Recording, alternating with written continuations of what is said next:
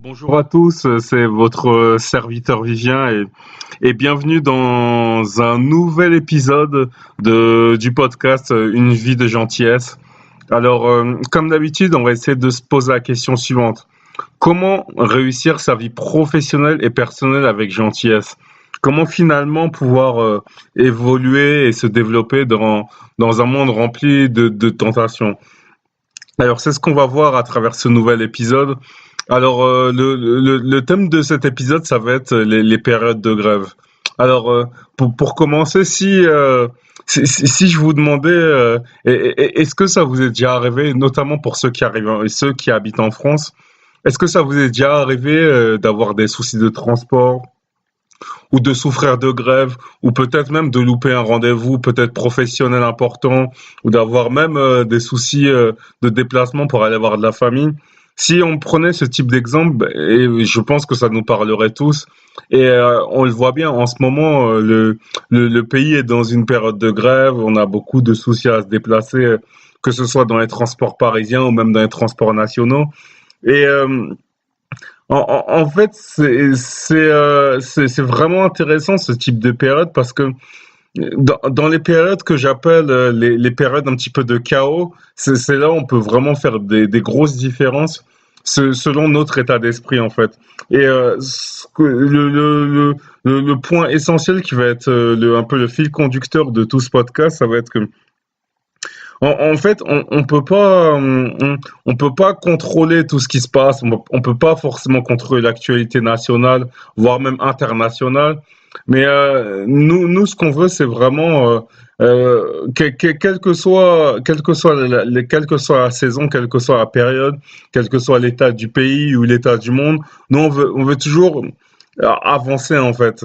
Et on va voir vraiment trois points qui ont pour but de nous dire, voilà.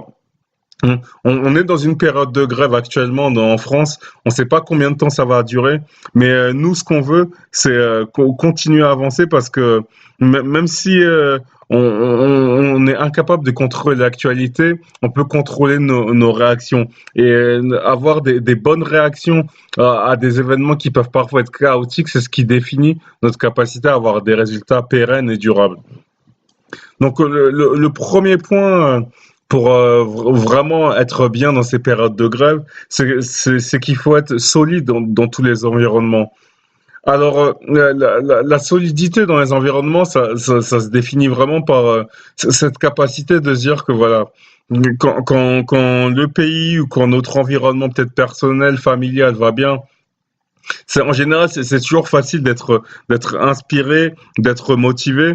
Mais en fait, ce qui la plupart des gens sont un petit peu comme je dirais la météo, c'est-à-dire que quand tout va bien, les gens sont de bonne humeur ou par exemple quand le pays a des superbes nouvelles, on pourrait penser peut-être au soir du 12 juillet 98, il y a une vingtaine, il y a 20 ans à peu près, pour ceux qui étaient nés et qui s'en souviennent de l'époque. Voilà, c'est toujours beaucoup plus facile d'être motivé, plein d'énergie et inspiré en fait quand le pays va bien. Mais justement, dans ces périodes de chaos, c'est là où premièrement il faut vraiment rester solide, vraiment garder ses principes, garder son état d'esprit positif et aussi se dire que dans les périodes de chaos, c'est là où on peut faire des grosses différences. Alors, j'entre pas du tout dans soit les débats politiques, d'opinion, est-ce que c'est bien d'avoir grève ou pas grève. Je dis toujours que voilà, chacun a ses revendications, chacun a ses opinions, et chacun entre guillemets doit faire son travail. Mon travail, c'est pas de faire la grève, d'organiser la grève ou de trouver des solutions pour le pays. Voilà, il y a des gens qui le font, voilà, plus ou moins bien avec leurs arguments, avec leur façon. Et voilà, comme on dit toujours, laissez les autres faire leur boulot. Si vous voulez participer, voilà, si vous le sentez, ça dépend vraiment de vos convictions. Mais nous, ce qu'on veut vraiment, c'est ne pas être des spectateurs de ce qui se passe et vraiment des acteurs de nos vies, quoi qu'il arrive et quel que soit l'événement. Et la solidité dans tous les environnements, ça m'a rappelé même des heures un petit peu plus sombres du 13 novembre 2015 où voilà, on a eu à Paris vraiment dans un soir d'attentat. Et ça, c'est un petit peu l'extrême, se dire, voilà, c'est en termes de chaos, du coup, ces souvenirs-là du 13 novembre 2015, c'était vraiment une soirée qui était vraiment difficile, très difficile pour le pays, mais en fait, pourquoi je reviens à ce souvenir-là douloureux, c'est que, en fait, quel que soit l'environnement, nous, on veut avancer et on veut se dire que voilà, on n'est pas là pour contrôler tout ce qui va se passer, mais peu importe ce qui se passe, du premier jusqu'au dernier jour de nos vies, on veut vraiment être solide, on veut vraiment être positif et il faut vraiment être dans cet état d'esprit où voilà, rien ne peut nous déboulonner en fait. Vraiment rester hyper solide parce que c'est vraiment cet état d'esprit positif qui permet de faire des grosses différences. Et vous verrez, ce sont pas des concepts faciles parce que si c'était facile, tout le monde le ferait. La plupart des gens n'arriveront malheureusement pas à faire ça. La plupart des gens vont par exemple le matin tomber dans une forme d'ultra stress dans les transports, surtout en ce moment, ou tomber dans des tentations par exemple d'insultes ou plein d'autres choses, par exemple pour notamment nos amis conducteurs, pour ceux qui sont obligés parfois de faire des gros trajets, que ce soit soit en voiture, soit en transport. Et cette solidité, c'est vraiment ce côté où voilà, on veut tout simplement être de bonne humeur. Si le pays est en grève, ben s'il faut prendre 30 minutes de plus, ben les 30 minutes de plus, on peut peut-être essayer d'amener un livre ou d'amener même une grille de jeu ou quelque chose qui peut qui peut vraiment, vraiment voilà, nous amener du temps en plus. Et par exemple, ce que moi j'ai beaucoup fait, c'est qu'il y a une époque, j'étais un petit peu comme tout le monde, c'est-à-dire que dès que dans les transports, il y avait des ralentissements ou des choses, j'étais un petit peu contrarié. Et du coup, j'ai vraiment transformé ça par exemple, en amenant des livres, en écoutant beaucoup de podcasts dans les transports. Et quand il y a des retards de 5 10 minutes, voire même une demi-heure, voire même une heure, ben moi, ça me permet d'avancer sur des choses en fait. Ça me permet d'écouter des choses, ça me permet de m'instruire. Et enfin, je me suis même déjà retrouvé dans les transports parisiens, notamment dans des transports arrêtés sur la voie, puis j'ai été évacué et puis je me suis retrouvé en plein milieu, en plein milieu d'entre deux stations. Enfin, l'exemple précis, c'était une fois où j'essayais d'aller entre la Défense et Paris. Enfin, pour ceux qui connaissent pas, c'est entre, on va dire, deux départements, donc le 92, les Hauts-de-Seine et Paris. Et je me suis retrouvé comme ça, un petit peu en plein milieu avec d'autres passagers d'un train. Voilà, on contrôle jamais tout, mais on s'en sert toujours pour s'améliorer. Et ça, c'est vraiment la différence entre ceux qui font de grandes choses et la moyenne, c'est que certains, en fait, cèdent trop vite à ce que j'appelle à la dictature des sentiments, à la dictature des pulsions, alors que l'excellence, en fait, se définit vraiment des principes très forts pour être vraiment constant, pour être positif, quoi qu'il arrive. Et voilà, la gentillesse, je le dis depuis plusieurs numéros, c'est pas du tout quelque chose de facile. Mais quand on implémente, c'est quelque chose qui est vraiment enrichissant et inspirant. Et sur le long terme, c'est le meilleur investissement que vous pourrez faire dans votre vie. Le meilleur investissement, c'est pas l'achat d'une maison, c'est pas l'achat d'un appartement, c'est pas l'achat d'une voiture. C'est l'investissement sur votre gentillesse et l'investissement sur votre bienveillance. Donc le deuxième point, c'est l'imagination sans limite. Alors, l'imagination sans limite, ça va être de se dire que, alors, voilà, on est là actuellement dans une période de grève et clairement, il faut pas se le cacher. Par exemple, il y a quelques jours, je devais faire un déplacement entre Paris et le 78, mais le fait que les transports soient coupés, bah, j'ai été obligé de prendre un taxi et de payer quand même 40 euros. Alors, on peut le prendre mal en se disant que voilà, je perds 40 euros, mais qu'est-ce que ça veut dire plus que l'exemple du fait de devoir dépenser des frais supplémentaires dans cette période? Ça peut être très bien des frais de repas, parfois on peut être bloqué dans des gares, des choses comme ça. Ça veut dire que l'imagination sans limite, c'est que il faut constamment en fait chercher à créer de la valeur, chercher à faire plus de prestations, plus de services, à servir plus de personnes, parce que en fait, les temps de famine, les temps de chaos, ça se prépare dans les bons moments. Et je pense que beaucoup de gens en fait ont beaucoup de très très bonnes intentions, mais en termes d'action, je pense que la plupart des gens ne tentent pas assez de choses en fait. C'est que on est beaucoup à vouloir faire de bonnes choses, on est beaucoup à vouloir réaliser nos projets professionnels et personnels, mais la plupart, en fait, dès qu'ils ont une contrainte, en fait, ils abandonnent. Ça, ce serait un petit peu comme ces étudiants qui, parfois, par exemple, veulent travailler le soir, réviser leurs cours, mais dès qu'ils sont un petit peu fatigués, ils vont arrêter, en fait. Arrêter de s'entraîner, arrêter de faire leurs devoirs parfois. Bien sûr, ça, on en a tous fait partie, et moi le premier. Mais ce que je veux dire, c'est que l'imagination sans limite, c'est que, voilà, on se dit, voilà, on est dans une période de crise, entre guillemets, et peut-être que ça peut nous coûter 5 à 10 euros de plus. Ben, il faut réfléchir à comment est-ce que je peux voilà, augmenter mon pouvoir d'achat pour pouvoir réduire mon stress, en fait. L'argent, ça peut être un très bon moteur si on s'en sert pour des bonnes raisons. Et là, on est vraiment dans une période où on voit que on a besoin en fait de trouver d'autres solutions pour réduire nos stress, diminuer cette angoisse permanente de ne pas pouvoir contrôler forcément les trains, les transports, même la circulation routière. Et c'est pour ça on a vraiment besoin en fait de trouver des des nouvelles solutions. Ça peut être de donner des cours particuliers, donner des cours d'informatique.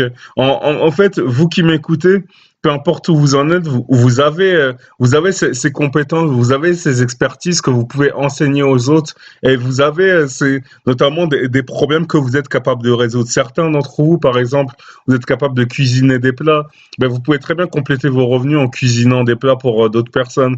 Et bien sûr, s'il y a des gens qui sont des bons cuisiniers, je serais ravi de goûter vos plats et de vous payer, ça, ce serait avec plaisir.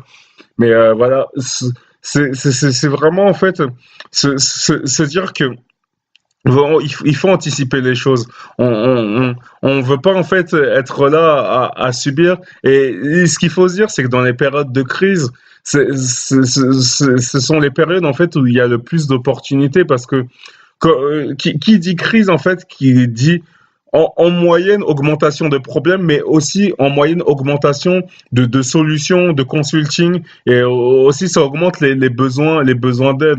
On a beaucoup de gens ont beaucoup de besoins d'aide. Et voilà, vous devez être là pour servir les autres. Et on peut très bien trouver cet équilibre entre servir les autres, donc donner beaucoup de valeur gratuitement, mais aussi sur certains domaines, voilà, servir, proposer des aides et se mettre encore un peu plus à l'abri financièrement et personnellement, parce que en fait, plus on prend le contrôle de sa vie et de ses journées, et plus finalement on est maître et plus on diminue le stress. Je me souviens, moi, par exemple, d'une époque où j'étais vraiment un salarié et entre ma période de salariat et ma période de maintenant où je travaille totalement à mon compte et je suis là pour vraiment aider les autres à plein temps, ben, en termes de stress, en termes de forme, ça n'a rien à voir, en termes même de fatigue, enfin tout diminuer, ça a vraiment plus rien à voir. Et il faut vraiment, en fait, se dire que dans chaque situation négative, il y a du positif à en tirer. Par exemple, Michael Jordan disait que il faut toujours transformer une situation négative en une situation positive. Voilà, il faut vous dire qu'est-ce que vous pouvez faire dans cette période de grève et dans cette période de chaos pour servir et pour aider les autres, en fait. Et c'est vraiment un concept très important parce que Ouais, c'est j'ai envie de dire ceux qui amènent une différence positive dans le monde, ce sont ceux qui font des choses qui n'ont jamais été faites. Et si vous cherchez toujours à faire des choses classiques, ben, vous obtiendrez des résultats classiques et vous serez dans la moyenne. Donc la moyenne est en ce moment très stressée, la moyenne n'arrive pas à contrôler leur journée. Et c'est vraiment laissez parler votre imagination et vous êtes capable vraiment de faire des choses vraiment exceptionnelles si vous osez aller au bout de votre créativité, au bout de tous vos rêves secrets et au bout vraiment de votre vie idéale. Parce que je pense qu'on a tous des idéaux, on a tous beaucoup d'imagination. Et parfois, c'est le plus dur, en fait, c'est d'oser tenter les choses, d'oser faire les choses. Par exemple, faire un podcast, c'est très dur parce que on sait jamais est-ce qu'on aura une audience, est-ce qu'on aura des bons retours. Mais le but, c'est pas forcément d'avoir une grande audience en termes de vues, c'est d'avoir une grande communauté de personnes qu'on est capable d'aider, en fait. Et à chaque fois, que ce soit sur tout ce que je fais sur Internet ou sur tout ce que je fais en vrai, à chaque fois que je tombe sur quelqu'un qui me dit, voilà, ton conseil, ton mot m'a aidé, eh ben, je prends vraiment comme un honneur parce que on est vraiment là pour servir et je crois vraiment que si on était dans un monde où tout le monde développait cette culture du service, cette culture de la bienveillance, cette culture de la gentillesse et cette culture de l'honnêteté, bah, ça ferait des différences exceptionnelles et ça permettrait vraiment à chacun de laisser exploser son potentiel. Je pense qu'on a tous un potentiel infini, mais certains arrivent à l'explorer, à l'exploiter un peu plus que d'autres, tout simplement. Et il faut vraiment laisser parler votre imagination. Voilà, on est dans cette période un peu de chaos. Voilà, qu'est-ce que je peux faire? Qu'est-ce que je peux créer, par exemple? Peut-être qu'il faut créer un service, une application. Il y a des choses, par exemple, si vous voyez un problème pendant cette période de crise, ben, vous pouvez très bien créer des applications ou des choses qui sont une solution pour ces problèmes, sans même faire toute la mise en place technique, parce qu'on n'a pas bien sûr toutes les compétences. Mais voilà, vous pouvez penser à un certain nombre d'idées. Ça peut même être ouvrir des gymnases, ouvrir votre porte à quelqu'un. Et voilà, et il y a beaucoup d'idées que vous pouvez développer pour être vraiment cette différence et cette inspiration pour les autres. Et le troisième point, ça va être d'amener une énergie positive. Alors, l'énergie positive, ça a commencé par le premier concept suivant, c'est que on a besoin de sourire. C'est malheureux. Alors, il y en a vraiment qui ont parfois des vies, des situations vraiment compliquées. Et ça, je le comprends, mais quelle que soit la situation, je dirais toujours que faire bouder, être de mauvaise humeur, ça n'apportera jamais rien de bon. Et on veut vraiment tout simplement rester souriant, rester positif. Et en fait, il faut voir, faut voir ceux qu'on ne connaît pas. Il faut voir l'autrui comme l'occasion en fait de découvrir de nouvelles choses, de découvrir des nouvelles personnes. Et ce qui est parfois flagrant, notamment dans les transports, c'est que on voit beaucoup, je vois beaucoup de gens vraiment faire la tête, bouder, être vraiment peu inspirés, avec peu d'énergie, et ça m'attriste parce que parfois on se dit que il y a des personnes qui ont besoin d'attendre le vendredi soir pour être de bonne humeur, alors que je pense qu'on peut même si on est peut-être dans une situation professionnelle ou dans une situation personnelle qui nous convient pas encore forcément, il y a moyen vraiment ouais, d'avoir cet état d'esprit où on reste positif, on essaie vraiment d'être source d'inspiration, d'être source de motivation pour les autres. Et en fait, quand développe cette culture de se dire, voilà, on veut être vraiment une lumière positive pour les autres, ben après, on commence à faire des choses, on commence à prendre des actions, on commence à entreprendre pour aider les autres. Et comme je dis aussi souvent, c'est que quand on aide les autres, en fait, on s'enrichit soi-même et plus on est riche intérieurement et plus on arrive à redonner aux autres et plus aussi on arrive pour nos activités professionnelles à proposer que ce soit du consulting ou plein de projets intéressants. Donc il faut vraiment, vraiment, vraiment développer cette culture du service, cette culture de l'énergie positive. Et c'est comme ça que vraiment on fera des grandes choses. Donc si on reprend nos 3 points, on a vraiment parlé aujourd'hui du fait d'être solide dans tous les environnements. On a aussi parlé de développer cette imagination sans limite, cette culture vraiment de trouver des solutions, de trouver de nouvelles inspirations. Et enfin, c'est cette méthode d'amener une énergie positive. Et quand on développe c'est rien que ces 3 concepts, ben on est capable d'endurer ces périodes de grève avec beaucoup plus de sérénité et beaucoup plus de calme, tout simplement.